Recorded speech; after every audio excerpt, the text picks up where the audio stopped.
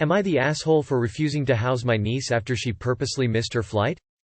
I, 25M, and my partner, Lana, 28F, moved out of my home country 5 years ago due to my partner getting a job offer she was passionate about. So I quit my job and moved. I have since also found a good job. My house is a 14H+ flight away from the rest of my family, but since me and my partner have good paying jobs we are able to fly home for important holidays or events. We usually stay at my dad's or her parents' house. 2 years ago, my niece Lexi, 19F, decided to study in a university in my city, so I offered to house her so my half-brother, her father, 36M, wouldn't have to pay extra expenses on top of her tuition, or stress over her living with strangers. The courses she was taking finished a few weeks ago, and she was meant to leave a few days ago. We decided to extend her stay so she could say goodbye to her friends, do a bit of partying, and enjoy the country without the stress of school. Lexi now claims she has fallen in love with the country and doesn't want to leave. Thing is, me and my partner are tired of her. We want her to leave, she's a lovely kid, but it's been 2 years of dealing with her and we want some peace and quiet, so we told her that we were sorry, but we couldn't house her anymore. She didn't take this well and offered to pay us for rent, or split the bills, but money was never the issue. She calmed down eventually, and the morning of her flight, she got everything ready, and I drove her to the airport to say goodbye. I didn't stay there since I had other things to attend to, work, and cleaning the guest room. Lexi purposely missed her flight and called me hours later so I would pick her up from the airport, explaining how we had no other option than to let her stay. I could tell from her smugness that she missed her flight on purpose, so I asked her and she got defensive and started rambling about how it was my own fault that she was forced to do this, and that I should have just let her stay. I told her to fuck off, and left her stranded. My half-brother is now blowing up my phone. The rest of my family is too, and begging me to take her in for a few more weeks, and asking me to fly back with her to make sure she doesn't pull the same thing a second time. I told them that I've already done more than enough, and that Lexi is 19 now and she should be acting like a responsible girl and taking care of herself. Lexi has been staying at a hotel for the last few days, but her funds are slowly draining and she doesn't have nearly enough to house and feed herself for much longer. Lana and I don't know what to do. My family is begging us to help. I had to turn off my personal phone because I couldn't deal with them. Am I the asshole? After all, she is just a child. Edit. I'm trying to read and answer as many comments as I can. I have already given loads of answers to the most common questions and they are in the reply, so if I am not answering your questions you can always check previous comments and the reply might be there. Thank you everyone who replied to the post and offered advice. I am trying my best to resolve this situation and I'm insanely thankful to anyone who bothered to read the post and share their thoughts. What? Asking me to fly back with her to make sure she doesn't pull the same thing a second time. How's about they fly out and herd their own offspring? Not the asshole and change the locks. Not the asshole. She is 19. I get it's hard, but don't fall victim to the she's just a child mindset. She chose to miss her flight on purpose. She tried to take advantage of your generosity. After housing her for so long, you deserved better than the way you're being treated. Stand your ground. Lexi made a foolish choice and is now paying the price for it. 19 isn't a child. Ignore her and your family. You give in now, she will never leave. Not the asshole. You have done your duty to her, she isn't your responsibility anymore. Not the asshole if it's okay to ask you to take a flight with her to ensure she takes the flight, thus lining you up for a 14-hour return flight. Well, then, it would be reasonable for any of those family members blowing up your phone to hop their ass on a plane and come fetch her and escort her home. I'd just answer everything with, if she needs an escort and it's so important to you, when will you be arriving to pick her up? Not the asshole. You guys are saints for housing her for 2 years. That's beyond generous and her entitlement is insane. Don't let her back and she needs to grow up. NTA, she's trying to pull a power play and force you to pity her. You need to teach her an important lesson by ignoring her stupid behavior just like you have been. Am I the asshole for choosing my niece over my kids? All names are fake for privacy. My kids, Mike, M18, and Mara, F15, are very close together but hate their cousin, Rosa, F14. Every time they are together they fight.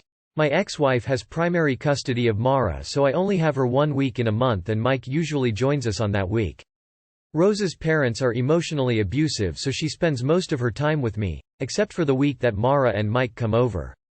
She spends that week with her other uncle, Nick. I was supposed to go on a trip for work. It was on the week that Mara and Mike were at my place.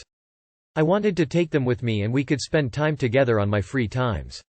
The day before we leave, Rosa called me, crying about something her parents had done, and told me she went over to Nick's house and he wasn't home. I called Nick and he said his wife is sick and they are currently at the hospital and can't take Rosa. I took Rosa and brought her to my home and told her I'm taking her to a trip next day. From the moment we got there, the kids started to fight. After a few hours they told me they won't go to a trip together and I have to either take my kids or Rosa. I tried to talk to them and convince them to just be nice to each other for a few days, but it didn't work. At the end they told me I have to choose and I couldn't take Rosa back to an abusive home, so I took my kids back to their mom's home and went to the trip with Rosa. Both my kids are mad at me now. They said I'm favoring and choosing Rosa over them. I think I made the right choice, but everyone seems to disagree with me, so am I the asshole? There isn't enough info to make a judgment here. Why exactly do your children and Rosa clash so badly? Why does your ex have primary custody? And what is your relationship like with each of your kids? Why do your kids hate Rosa so much? You are the asshole. You're obviously choosing your niece over your kids. In a couple years, when you're wondering why your adult kids no longer talk to you, remember the choices you're making now. So there is a lot. You removing niece from an abusive home, not an awe. You not looking for alternatives makes you an awe. You not asking your children why they feel the way they do makes you an awe. I feel like there is a lot you are not sharing. I also see in the future where you have zero to limited relationship with your own children because they hate how you always chose their cousin. As children, they would always want their parent to be there for them and not someone else's kid. Figure this shit out before you lose your kids for good. Not the asshole. I think most of the "you are the asshole" comments don't have any experience or understanding of emotionally abusive relationships. Rosa is 14 and has only known this abusive home and the two safe spaces you and your brother provide. Your kids gave you an ultimatum. You made the choice that kept all kids safe. I do agree family therapy is worth it though. I also want the context on these fights. If they happen this quick, something is provoking them. Am I the asshole for not telling my friend my husband is my husband before she started telling him off? My husband does this thing where he'll pretend not to know me and start flirting with me in public. I was out with a childhood friend who I had lost contact with and we ended up at the same place my husband and his friends were. He noticed me first and decided to come up to me and flirt. I jokingly told him I didn't think his wife would like him speaking to me like that, and he said she wouldn't mind. I then told him my husband would definitely mind and he was trying to convince me he wouldn't. His friend was making conversation with my friend, but she turned to him and started telling him off for harassing me and trying to cheat and get me to cheat. I told her it was fine, but she was so heated that she kept going, and any time I tried to explain she kept cutting me off. My husband found it funny and let her go on for ages before he introduced himself and told her he was my husband. My friend was angry at me for not telling her before she started telling him off and for letting her humiliate herself. I tried to apologize, but she said she needed space. Am I the asshole? Mild, you are the asshole. You say she kept cutting you off, but when she started to get heated you just needed to say, "Hey, he's my husband, we are kidding around, sorry." Not that hard to do. You are the asshole, both you and your husband. It's fine to play cute games with your but you both dragged your friend into it and made her think your husband was a pushy creep when he isn't. You are the asshole for doing this in front of someone you know. Of course she was going to react that way. She didn't humiliate herself, if anything you humiliated her. Sounds like a good friend. Also, if you really wanted to, you could have stopped her and explained the joke. You are the asshole. You are the asshole. Play your fun fantasies by yourselves and don't rope other people into it. They don't want to play. Maybe that is part of the fun. You are the asshole and your husband is a bigger asshole.